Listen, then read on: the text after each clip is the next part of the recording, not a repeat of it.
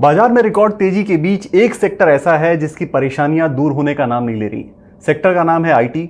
और परेशानियां ये है कि ग्लोबल स्लोडाउन का ऐसा असर इस सेक्टर पर पड़ा है कि नतीजे भी कमजोर रहे, गाइडेंस में भी कटौती देखने को मिली और शेयर भी टूटे।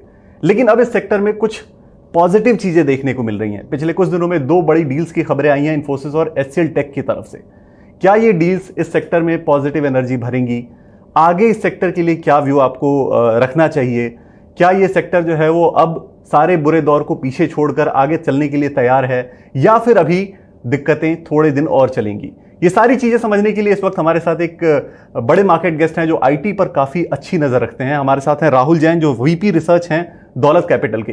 राहुल सर, बहुत स्वागत है आपका बीक्यू प्राइम हिंदी पर। थैंक यू मुझे बुलाने के लिए। सर, पहला सवाल ये कि आईटी सेक्टर जो काफी परेशानी से पिछले कुछ दिनों से गुजर रहा है, अब दो बड़ी डील्स आई हैं एचसीएल टेक और इन्फोसिस की तरफ से। तो जो एचसीएल टेक की डील है वो $2.1 बिलियन की है, और इन्फोसिस की जो डील है वो लिबर्टी ग्लोबल के साथ 1.5 बिलियन यूरो की है। ये जो बड़ी डील्स हैं, ये आपको कैसे दिख रहा है? ये सेक्टर को कैसे इंपैक्ट करेंगी? कितना पॉजिटिव होगा ये सेक्टर के लिए? देखिए, हर एक डील को थोड़ा देखना समझना बहुत जरूरी है।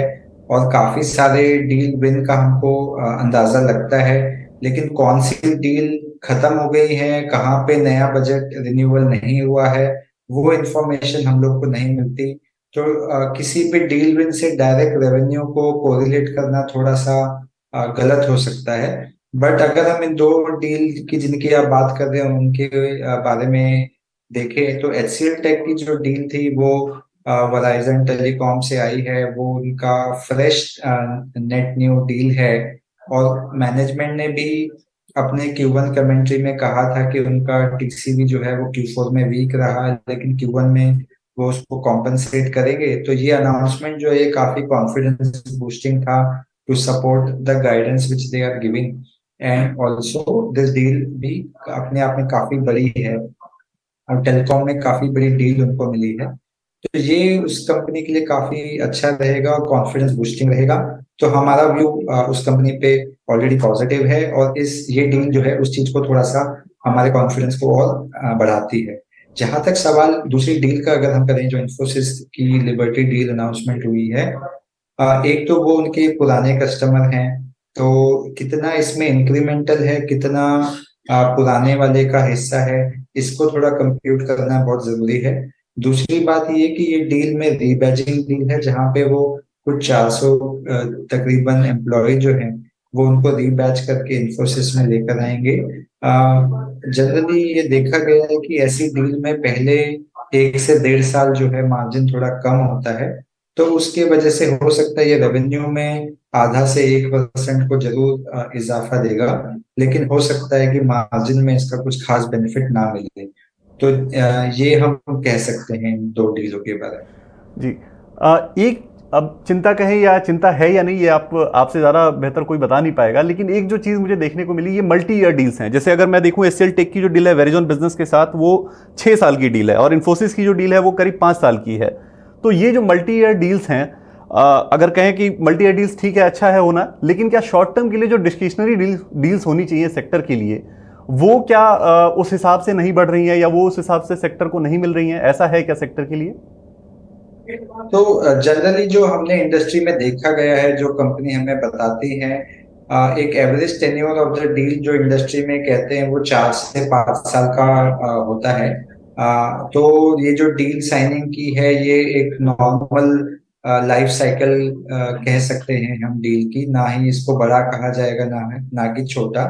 जो आपने दूसरा पहलू हमें पूछा कि जो शॉर्ट टर्म डील है उनका क्या स्टेटस है, उससे क्या फर्क पड़ता है, तो देखेंगे। अगर इस बार की कमेंट्री अगर हम लोग गौर करें कि जो कंपनीज ने बताया कि डील रैंप अप नहीं हुई टाइम पर, तो जनरली ये देखा गया है कि जब भी प्रोजेक्ट कंप्लीट होते हैं और क्लाइंट दूसरी बड़ी डील उनको एक्सटेंड करते हैं, उसके बीच में एक समय होता है जब रेवेन्यू रन रेट उस कस्टमर से नीचे आता है। उस समय जो छोटे छोटे प्रोजेक्ट की हाई फ्रीक्वेंसी रहती है, जिसके वजह से कंपनीज जो है वो अपने रेवेन्यू मोमेंटम को मेंटेन कर पाती है। पिछले 1-2 क्वार्टर से वो शॉर्ट टर्म डील जो गैप फिल के लिए काम में आती हैं, वो डील में काफी अ, मंदी देखी गई है, जिसकी वजह से हम लोग देख रहे हैं कि रेवेन्यू मिस हम लोग ऑब्जर्व कर रहे हैं पिछले 2 या 3 क्वार्टर से अक्रॉस आईटी सर्विसेज कंपनी। तो वो short term deals are much lesser, and उसका इम्पैक्ट तो जरूर हमको उनके ग्रोथ में देखने को मिला है। जी सर, जो ये आप कोरिलेशन समझा रहे हैं रेवेन्यू का और डील्स का, वो बड़ा इंटरेस्टिंग है। मैं थोड़ा और इसको डिटेल से समझना चाहता हूँ, दर्शकों तक भी ये बात पहुंचाना चाहता हूँ कि ये जो मल्टी ईयर डील्स होती हैं उनका रेवेन्यू पर कैसे इम्पैक्ट होता है। क्या वो इमिडिएटली रेवेन्यू को बूस्ट करती हैं, या जो शॉर्ट टर्म डील्स होती हैं वो इमिडिएटली रेवेन्यू को बूस्ट करती हैं? क्या इम्पैक्ट होता है मल्टी ईयर डील्स का रेवेन्यू पर? ये रिलेशन थोड़ा और डिटेल में समझाइए इसको। देखिए, छोटी डील जो है वो नियर टर्म ग्रोथ के लिए काफी काफी क्रूशियल है, बिकॉज डिजिटल जब से प्रेवलेंट हुआ है, काफी नई टेक्नोलॉजी आती रहती है जिसको एंटरप्राइज अडॉप्ट करना चाहती है, और उनकी डील साइकिल छोटी होती है। कई डील तो इसमें से विद इन द क्वार्टर आके एग्जॉस्ट भी हो जाती है, क्योंकि उनकी प्रोजेक्ट लाइफ साइकिल 1 से 1.5 महीने ही होती है। और ये इसलिए भी होता है क्योंकि काफी सारे जो सैस प्रोडक्ट लॉन्च हुए हैं और मार्केट पूरी क्लाउड पे शिफ्ट हुई है, तो ये सारे प्रोडक्ट जो है इनकी इम्प्लीमेंटेशन साइकिल काफी छोटी होती है। तो इस वजह से ये डील काफी ल्यूक्रेटिव होती है, क्योंकि ये इमीडिएट रेवेन्यू ग्रोथ को बूस्ट करती है। बट अगर हम देखा जाए, अब काफी सारी कंपनियां जो हैं, जो आपने जैसे कुछ कंपनियों के नाम लिया, इंफोसिस, टीसीएस, एचसीएल टेक, अब ये सारी कंपनी जो हैं $10 बिलियन, $20 बिलियन, $25 बिलियन ये रेवेन्यू साइज पे पहुंच गई हैं। तो अब इन कंपनियों के लिए कोई $5 मिलियन, $10 मिलियन की शॉर्ट टर्म डील जीतने से रेवेन्यू जरूर कंट्रीब्यूट होगा, लेकिन उनके साइज को ऐसे डील से कोई फर्क नहीं पड़ेगा। अगर हम ओवरऑल उस स्केल पे ग्रोथ की बात करना चाहें, तो अगर देखा जाए तो टीसीएस को अगर 5 से 10% ग्रो करना है, तो उनको साल का $2 से 3 बिलियन और ऐड करना होगा। तो ये छोटे डील से संभव नहीं है। तो कई सारी multi billion dollar multi year deals जब ये लार्ज कंपनीज एक्वायर करती हैं, तभी उनके ग्रोथ पे वो कंट्रीब्यूट कर पाती है। हाँ, but short term QoQ growth, sequential growth को ट्रैक्शन देने के लिए छोटी डील का रोल काफी इम्पोर्टेंट है। जी, तो जहां तक मैं समझ पाया, छोटी डील जो है वो शॉर्ट टर्म के लिए क्यू एन क्यू रेवेन्यू के जंप के लिए इंपॉर्टेंट है, लेकिन लॉन्ग टर्म में अगर ग्रोथ करनी है तो उसके लिए लार्ज डील्स जो है वो सेक्टर के लिए इंपॉर्टेंट होती हैं। ये चीज़ बहुत अच्छे से आपने समझा दी। एक सवाल मैं अर्निंग्स पर रखना चाहता हूं सर, कि अर्निंग्स जो इस बार की, क्योंकि अभी खत्म हुई है अर्निंग्स, तो वो जो इस बार दिखी है वो बहुत ज़्यादा अच्छी दिखी नहीं है, काफ़ी कमज़ोर ही कहेंगे उसे, कि बहुत एक इनकरेजिंग सेक्टर में नहीं दिखा ये पूरा ट्रेंड। तो आपको क्या लग रहा है कि क्या ये बॉटम बन गया अर्निंग्स, बुरे जो दौर है अर्निंग्स का, जो बुरा दौर है उसका बॉटम बन गया है, आगे अब जो है वो पॉजिटिविटी दिखेगी, या अभी कुछ समय और परेशानी इस सेक्टर में चलने वाली है, अर्निंग्स का जो बुरा दौर है वो थोड़ा और लंबा खींचने वाला है? देखिए, जहां तक सवाल उठता है अर्निंग्स का, अगर हम पिछले 3 क्वार्टर के अर्निंग्स की बात करें, तो हर क्वार्टर में नंबर ऑफ कंपनीज जिन्होंने डिसअपॉइंट किया वो सिर्फ बड़ी हैं, और नंबर ऑफ कंपनीज जो नॉर्मलाइज हो गई, जिनका पेन खत्म हो गया, ऐसी कोई कंपनी जल्दी दिखाई नहीं दी है। हम लोग पिछले 1 साल से नेगेटिव हैं सेक्टर के ऊपर, और वो व्यू जो है अभी तक प्ले आउट होता रहा है। अभी भी हमारा व्यू ये कहता है कि अगले 3-6 महीने या फिर FY 24 की अगर हम बात करें, तो ये वीक ईयर रहने वाला है। जब हम मार्च अप्रैल में रिव्यू कर रहे होंगे FY 25 की गाइडेंस और कंपनीज का आउटलुक, तब शायद हम लोग को देखने को मिलेगा कि FY 25 की जो ग्रोथ है वो हो सकता है 24 से ज्यादा हो। उस समय हमको थोड़ा रिलीफ मिल सकता है। बट इस समय हम लोग ये नतीजे देखकर कह पाना बहुत मुश्किल होगा कि पेन खत्म हो गया है या बढ़ रहा है। इस पर्टिकुलर क्वार्टर में Q1 की अगर हम बात करें, तो कम से कम 2 ऐसी कंपनी थी टॉप 10 कंपनीज में, जिनकी ऑर्डर बुक काफी काफी स्ट्रांग आई है। उन्होंने हायरिंग में भी अपना अप ट्रेंड देखा है। तो उन कंपनीज के लिए हम कह सकते हैं कि थोड़ा सा अप ट्रेंड आया है। बट अगर हम ओवरऑल होलिस्टिकली सेक्टर की बात करें, तो नेट एडिशन जो नंबर है वो अभी भी फ्लैट टू डाउन है। जिससे हम बोल सकते हैं कि नियर टर्म उनके अंदर कोई ग्रोथ कॉन्फिडेंस नहीं है। और जहां पे डील विंस आ भी रही है वहां पे रैंप अप नहीं हो पा रहा है। तो आई थिंक 1 या 2 क्वार्टर हमको रुकना चाहिए बिफोर हम कंक्लूड कर सकें कि प्रॉब्लम कंटिन्यू हो रही है कि घट रही है कि बढ़ रही है। जी।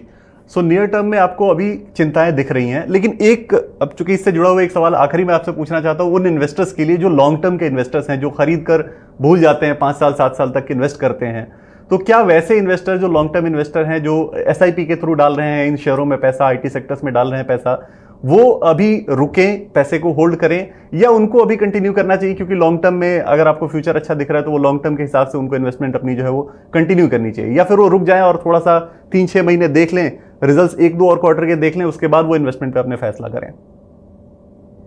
देखिए, जो भी किसी भी सिस्टमिक माध्यम से इन्वेस्ट करने की कोशिश कर रहे हैं, जैसे कि आपने कहा एसआईपी या म्यूचुअल फंड, जो लॉन्ग टर्म तरीके से देखना चाहते हैं, उनके लिए तो हम कहेंगे कि हमेशा उन्हें इन्वेस्ट करते ही रहना चाहिए, बिकॉज साइकिल को टाइम करना काफी मुश्किल होता है। जहां तक सेक्टर की हम बात करें तो ये सेक्टर जो है, इंडिया जो है वर्ल्ड में लोवेस्ट कॉस्ट प्रोड्यूसर है एक तरीके से, क्योंकि जो हमारी टैलेंट कॉस्ट है और जो हमारी कैपेबिलिटी है वो वर्ल्ड में कोई भी और देश मैच नहीं कर पाया आईटी सर्विसेज में। ऐसे बहुत कम सेक्टर होंगे जिसमें हम ये कह पाएंगे कि पूरी दुनिया में सबसे ज्यादा कैपेबिलिटी, टैलेंट और अवेलेबिलिटी एंड कैपेबिलिटी जिसमें सबसे ज्यादा हो। तो कोई भी निवेशक अगर 2 साल, 4 साल, 6 साल के व्यू से इस सेक्टर को देखता है और इन्वेस्ट करना चाहता है तो जरूर वो इस सेक्टर में इन्वेस्ट कर सकता है और पैसे बनाएगा। इनफैक्ट कभी भी डाउन साइकिल अगर सेक्टर में आती है तो वो हमेशा एक अच्छा अपॉर्चुनिटी होता है इन्वेस्ट करने का। Covid was one such year, 2017 was one such year.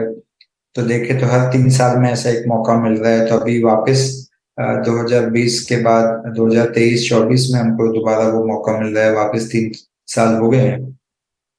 तो आई थिंक अगर कोई किसी भी इन्वेस्टर का 24 मंथ्स एंड अबव का व्यू है तो वो जाहिर ही इन्वेस्ट कर सकता है और अच्छा डिविडेंड यील्ड प्लस अपसाइड की एक्सपेक्टेशन रख सकता है। हमारे हिसाब से 12-14% की कंपाउंडिंग रिटर्न इस सेक्टर में पॉसिबल है और हिस्टोरिकली ये सेक्टर सबसे ज्यादा पॉजिटिव रिटर्न जनरेट कर चुका है इन्वेस्टर के लिए। और हमें नहीं लगता कि वो चेंज होना चाहिए कोई अगले 3-5 साल के हिसाब से। जी। सो शॉर्ट टर्म में थोड़ा नज़रिया आपका सतर्क रहने का है, लेकिन जो 24 महीने से ज़्यादा की अवधि के साथ जो निवेशक निवेश करना चाहते हैं या एसआईपी के जरिए जो निवेश कर रहे हैं वो अपना निवेश जारी रख सकते हैं। ये सलाह है राहुल सर की। राहुल सर, बहुत शुक्रिया, आज आपसे बात करके बहुत अच्छा लगा और काफ़ी जानकारियां मिली, हमारे दर्शकों को भी काफ़ी स्ट्रैटेजी बनाने में मदद मिलेगी। बहुत शुक्रिया, आज आपने बीक्यू प्राइम हिंदी के लिए समय निकाला और हमसे बात की। Thank you.